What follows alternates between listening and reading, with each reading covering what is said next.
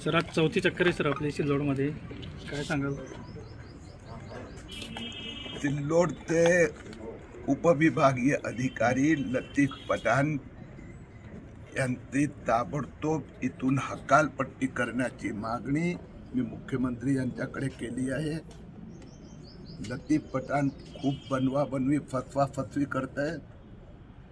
आम्हाला कागदपत्र न मला दिले न मंत्रालयाला।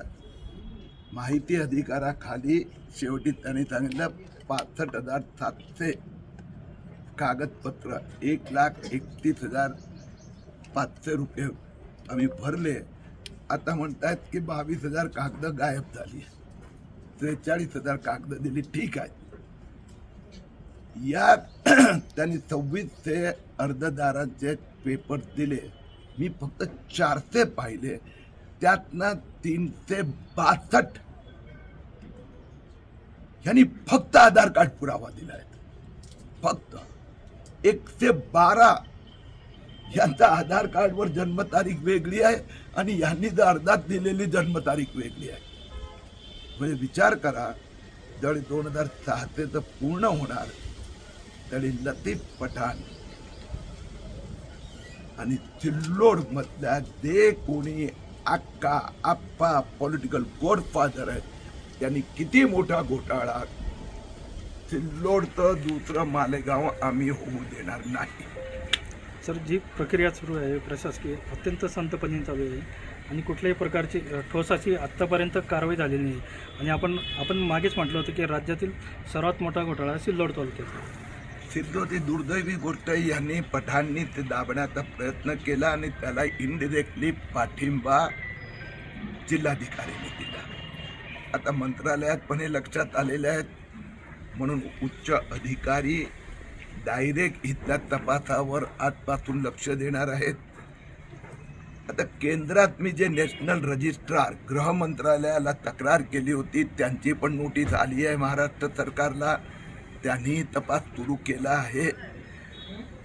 आता परत एकदा जिल्हाधिकाऱ्यांनी बनवाबनवी करायचा प्रयत्न केला आहे, पण पठाण तर जेलमध्ये जाणार, पण जिल्हाधिकारी पण इथे राहणार नाही, तेवढं मी सिल्लोडच्या लोकांना प्रॉमिस करतो।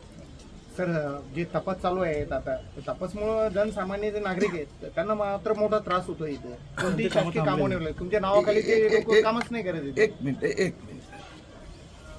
ये ना पॉलिटिकल हक्काची भाषा झाली, हे पॉलिटिकल हक्काचं नाही, हे आता प्रकारचं काय सर्वसामान्य जनतेला एक मिनिट मी उत्तर मी देणार।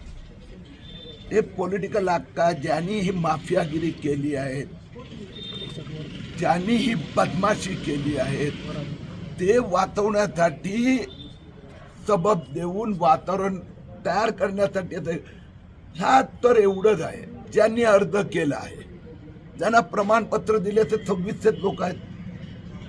हे 26 लोकांनी जर खरे कागदपत्र दिले असेल त्यांनी घाबरायचं कारण नाहीये। दुसरी गोष्ट, या तपास पोलीस स्टेशन करतोय, मग तहसीलदार की तो लतीफ पठाण आणि त्याचा जो गॉडफादर आहे पॉलिटिकल, हे अशी भाषा वापरतो, तुम्ही त्याला डायरेक्ट प्रश्न विचारायचा, बघ तुझा काय संबंध आहे? प्रश्न असा नाहीये, प्रश्न असा आहे की कागदपत्रांची जुळवाजुळवमध्ये सामान्य माणूस एसडीएम किंवा तहसील कार्यालयात येतो तर त्या तहसील कार्यालयामध्ये त्यांचे कामं होत नाही, कारण की आपण केलेल्या कागदपत्राची पूर्तता करण्यासाठी सगळा महसूल यंत्रणेचा वेळ जाऊ लागलेला आहे। सर्व बंद केलं तर त्यांनी सर्व काम तारीखा बंद वगैरे केले. फेरफारच्या तारीखा असू द्या काय असू सगळं बंद झालेलं आहे. इथं कामच नाही होऊ लागले तुमच्या नावाखाली.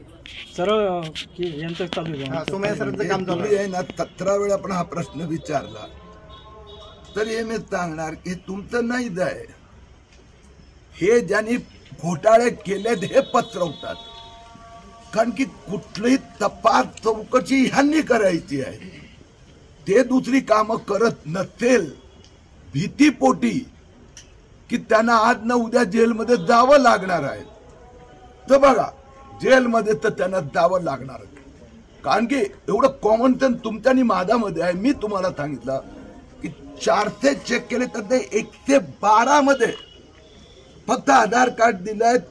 म्हणजे आधार कार्ड प्रूफ 350 मध्ये दिलं पण त्यातले 112 आधार कार्डाची जन्मतारीख आणि ह्यांनी अर्ज ज्यांनी केली आहेत ज्यांनी आदेश दिलाय त्या दोन्हीची जन्मतारीख वेगळी आहे. मग आता लतीफ पठाण जेलमध्ये जाणारच आणि जे 112 अर्जदार आहेत त्याला तर पुढचं काय बोलायची पण गरज नाहीये. तो म्हणून त्यांना जेलची भीती वाटते म्हणून त्याचा फैलाव होत असेल. मी सांगतो मंत्रालयात की लवकर यांना बदला म्हणजे निलंबित करा आणि त्यांच्या ठिकाणी दुसरे ऑफिसर काम करणारे आणा. अगर आपको हमारा ये वीडियो पसंद आया हो तो इसे लाइक और शेयर ज़रूर करें और हाँ SC न्यूज़ को सब्सक्राइब और फॉलो करना ना भूलें. साथ ही बेल आइकन दबाएं ताकि कोई भी न्यूज़ आप मिस ना करें. तो जुड़े रहिए हमारे साथ और देखते रहिए SC न्यूज़, खबर वही जो सच है.